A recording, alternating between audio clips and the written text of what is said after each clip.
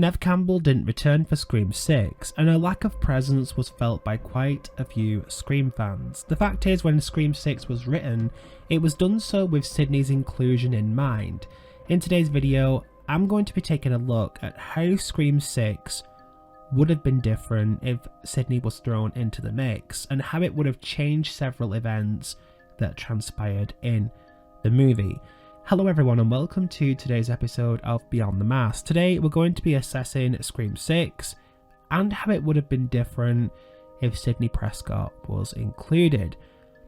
This isn't an assessment of what Radio Silence had planned. The truth is, their alleged ideas for her involvement are somewhat sketchy, but more how she could have been integrated into the plot without taking away from the movie as it currently stands, but by also addressing major plot points that may have been different had she shown up. The first thing to address is the killers and their motive. Detective Bailey, Ethan and Quinn all had a personal vendetta against Sam Carpenter due to her being blamed for the death of Richie Kirsch. What is striking to me is, despite the lack of knowledge or acceptance of the Stab franchise from Detective Wayne Bailey, his daughter Quinn was very well clued up. It's something that's really overlooked with that character. It's revealed in the movie that she was responsible for attacking Gale Weathers in her apartment suite, and if you listen to the phone conversation between Quinn as Ghostface and Gale, it's apparent that Quinn understands the legacy behind the franchise, or more so, how Sidney was integral to the story. So if this family were simply intending on attacking those closest to Sam, how would Sidney fit into this equation? The main thing we need to ask ourselves here is why Gale was attacked. It's alluded to that Gale suffered due to her intelligence when it came to investigative journalism. She managed to uncover the location of the shrine, and I'm guessing that Wayne believed if she dug further, she'd likely discover that the building wasn't actually theirs, destroying Wayne's cover-up. So moving back to Sidney a sec, let's assume for a moment that Sidney was involved in Scream 6 and was in New York during this time.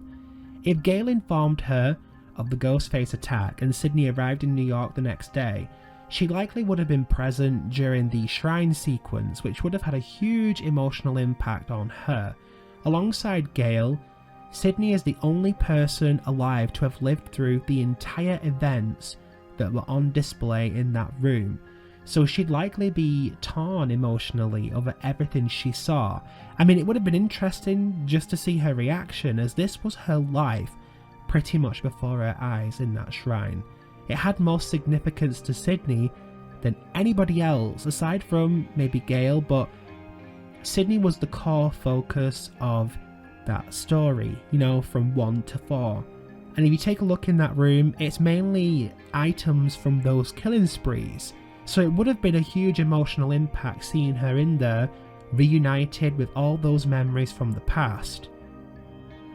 Which is one thing I think we was really robbed of in Scream 6. If there's one thing I believe would have been taken away from one particular scene, it would be the conversation between Gale and Sam. Now, in the original script, Gale discusses the importance of legacy and what that means for Sam. Now, that was cut out of the final movie, but it was in the original script. But this conversation would have meant more coming from Sidney, who was very well respected as a legacy character, even in universe. I think it could have been a way to showcase a passing of the torch moment between the two. Now, I know some of you may argue this was set up in 5, but she and Sam didn't discuss anything as important as legacy, if you will. One of the major themes of 6 actually surrounded Sam's role in the story going forward, something she was clearly battling with herself on. I actually believe Kirby not allowing Gale to be involved would have had a larger emotional weight if Sidney had been back. Imagine this for a second. Gale is told she can't be part of the tracking due to her being considered press, but Sidney, who isn't, is allowed to go along. Quinn then goading Gale regarding Sidney's role being more important than hers would have had more of an impact if Gale was already left out of the tracking scene, but Sidney was involved. It would have created a smaller plot between Sidney and Gale, who had become friends over the years, where it would have played into the jealousy Gale had towards Sidney in Scream 4, or more so, would have given the killers more of a devious side, because they would have been attempting to bring that back out of Gale once again. Sidney likely wouldn't have been involved in the train sequence. I just don't think, she would have been implemented in that specific scene. I think she likely would have gone to the hospital with Gale, and around this time I think the Core 4 would have discussed with her what the plan was, in which Sidney would have agreed to meet them at the shrine. We definitely would have had a moment between Gale and Sidney before she went, however. Maybe something that could have alluded to Sidney declaring she wasn't going to lose anybody else, and thus taking off to face the killer with the rest at the shrine. Part of me believes Sidney could have taken Kirby's place in the last moment. After Bailey shoots Kirby before the reveal, she could have been injured and out cold for some time.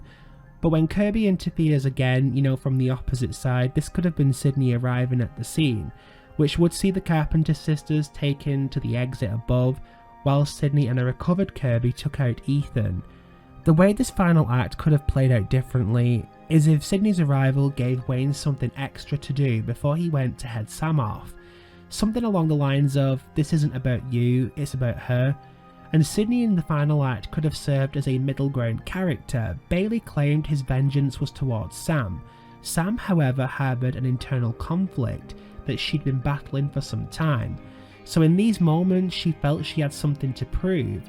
But for me, I think Sidney could have been a voice of reason to expose Bailey for what he was, a killer, just like his son, but also help Sam fight back by defeating the family.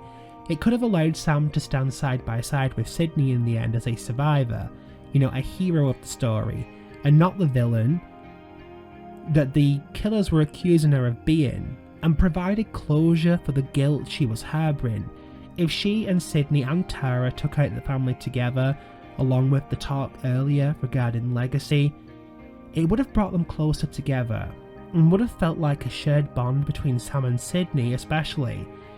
And it would have had this theme throughout the movie where the overall backplot was where this was heading. Legacy is important, and going forward, what everyone's roles were going to be. And that could have been the overarching theme of the movie. It could have also alluded to the line from Sidney spoken in 5, where she states Sam will be okay eventually. And eventually could have been the end of 6. But building into 7, the story wouldn't need to deal with Sam's internal conflict again, as she'd have found peace in 6, meaning the story would be free to explore something new that hadn't been dealt with before. But for me personally, I can't help but feel this hasn't been resolved yet. I know some say it has, but I just feel like there wasn't that moment that clicked where I felt she'd settled her mind on the situation. Even the dropping of the mask, it felt to me like she was more just running away or ignoring the situation due to, say, Tara watching her. However, adding this with Sidney at the end would have felt more conclusive to the story in my opinion, as she would have found closure based on what her role was in the story, as opposed to being fearful it could have been a villainous one. If you could think of anything to add to this video, be sure to comment below. How else would you have included Sidney into Scream 6? What other role could she have had? I'm curious to hear your thoughts. If you have something completely different, comment down below and let me know. If you want to add to this, comment down below and let me know your thoughts. If you're unaware, I'm currently working on a novelisation that will continue the Lakewood story that was set up in MTV Scream. The book will serve as a continuation to the story where it left off in season 2, and has also been okayed by the showrunners of the show, and will have the official Paramount title attached to it. If you would like early access to the novel, then you can join my Patreon below, where I will be releasing chapters every month over there, so you guys can see how everything goes down before it hits Kindle next year. The link to Patreon is in the description below. If you enjoyed this video, don't forget to like, share and subscribe for more Scream content, and I will see you guys in the next video.